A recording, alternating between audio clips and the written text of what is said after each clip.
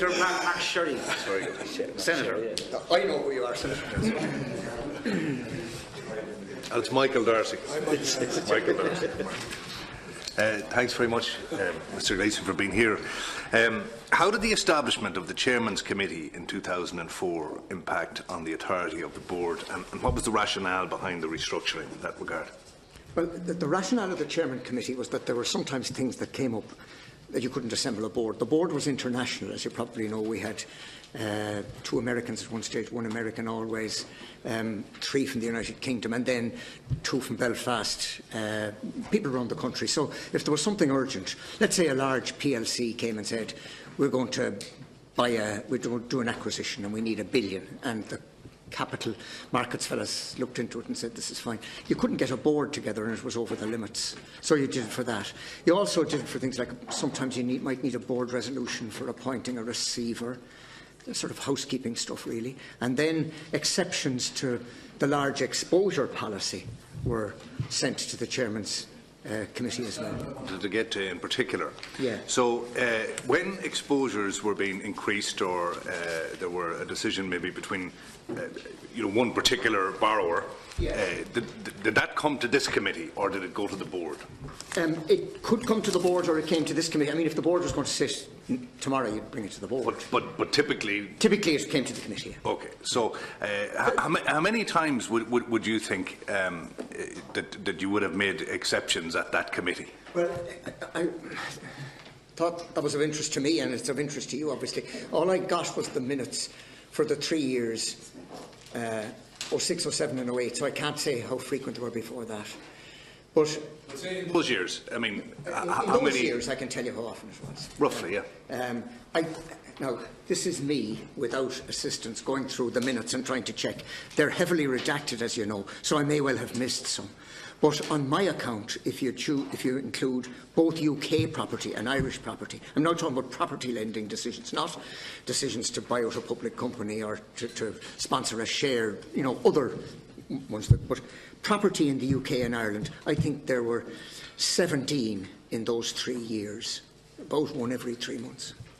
And would that be typically, without mentioning names, give me one example, say, of well, you have an example in your papers, yeah. Developer A, once he's got a new project, or he has run into trouble in the financing of the old one. I remember one which was really quite extraordinary. There might be, say, a development was going through phases and the planning authority required the sequential phases to come back for planning. There was going to be a dart station that had to be paid for by the developer or maybe a Lewis station, I can't remember, and that was extra money. So you would get top-up requests. And also, I'm afraid, you would occasionally get top-up requests that suggested that a developer might be getting into trouble. You'd loaned him 100 million, and he now needed another 10 to finish the thing out, and the decision was, do you give him the extra 10 or do you leave it unfinished? So there were sometimes troublesome decisions. So when you took these decisions, were they routinely second-guessed then by the broader board? Or No, they were not routinely second-guessed. They were all presented and explained to the board. But the way it worked, you see, if a credit like that for a developer looking for extra money would typically go first, the lenders in Republic of Ireland division would do it, the senior lenders would look at it. Then they'd have to go to Republic of Ireland Credit Committee. That's to say the credit people, who are completely independent, have nothing to do with lending and are supposed to be, if you like, scrutinising it in a sceptical way. If it got through that, and some of them didn't, it would come to the group, if it was big enough, the Group Credit Committee. Now, the Group Credit Committee had the Group Chief Credit Officer, the Chief Risk Officer, these serious players on it, and it was then, only then would it be promoted to the Chairman's Committee. So, did the board ever have to take the decision to lend somebody money or not? Yes, occasionally they would have approved. And how big, what level did it end up at the board? There's one in the books there of adding 200 million to a developer who already was up at 700 or 800 million. Is there any instance where the board decided no, we're not going to do that? No, I don't think so. And I mean, that's a very obvious question, and creates the impression that it was rubber stamping. And it wasn't actually. I mean, when you think of it, the idea was that these credits, like the one I've just mentioned, for instance, you don't have in your small papers, but I have in my long papers, because you have them as well, but the markup for that particular credit, and I have it here, 48 pages of analysis, an analysis of who the independent valuers are and what they say about everything, the loan to value of every component, the track record of this customer, what their personal net worth is, their personal net worth statement, all their own assets, running to 2 billion in this case, their repayment history. So the markup on a document like that would be very substantial and would give you all the history, and then there would be an industry appraisal. Some of this was for office development in Dublin.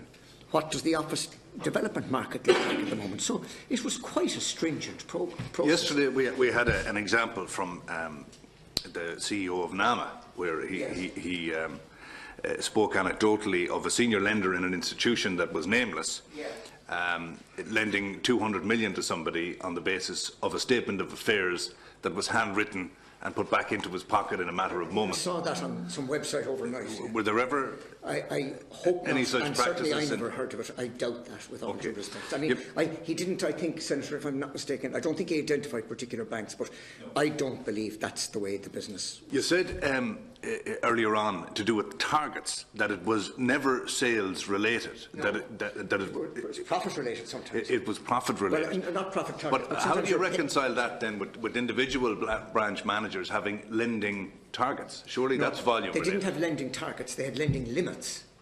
No, again, can I just ask you to be very specific here?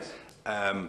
Is it not the practice that branch manager or business manager A in region B is told your target for quarter 1 or 2 or 3 or the year is so many millions in lending? He may well be told that, but not connected to his pay. That's where we have the difference.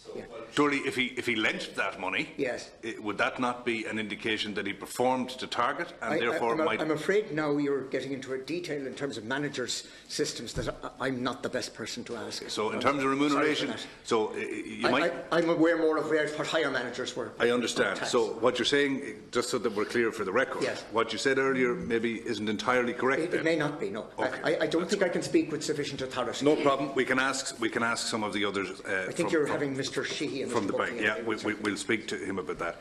You mentioned in your statement that the ECB had tools at its disposal to enforce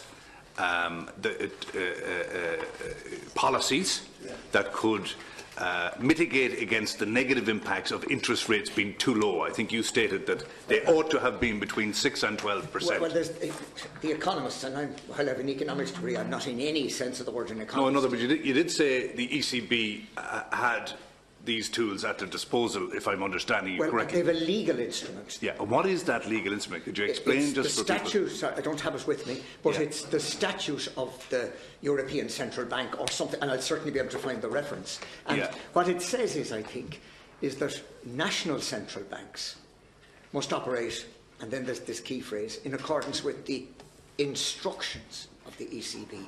All I was drawing the attention of the committee to was that it looked to me, and I might be wrong about this, is that they had power to say, Portugal has gone off the tracks, we want to tell the Portuguese central bank to do X, Y or Z. Something that you realise with the benefit of hindsight, or at the time do you remember thinking? Something I picked up with hindsight, yes. I absolutely was not conscious of it. Okay, so in any event, nothing happened in Well, Irish as far as I know, I'm not an expert on this area, but I'm just conscious of that it says that, and I read that somewhere, and I thought it might be of interest. Okay, just last question then.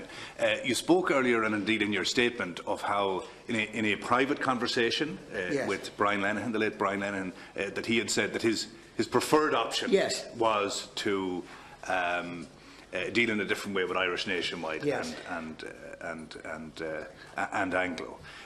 Would there be any other pieces of information that the Minister may have shared with you in private that may be relevant to us here? No, I don't honestly think so.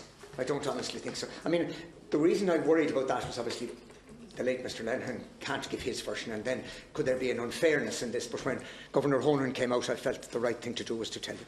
I have 5 seconds. In the room for the guarantee on the particular night in question, was Mr Lenihan present at all times when you were present? No, because there was the Taoiseach's ante-room, as I know it, because I used to work in that building myself, was where the decision makers were. The rest of us were distributed in other rooms. Now, Mr Lenihan, when I went into that room, was present all the time. In other words, when we were asked back into the decision makers, we met the same personnel, the Taoiseach, the Minister of Finance, the Attorney General, the Governor of the Central Bank until very late when he was replaced by Mr Grimes, and departmental secretaries, Mr Doyle, Mr Cardiff, his assistant, and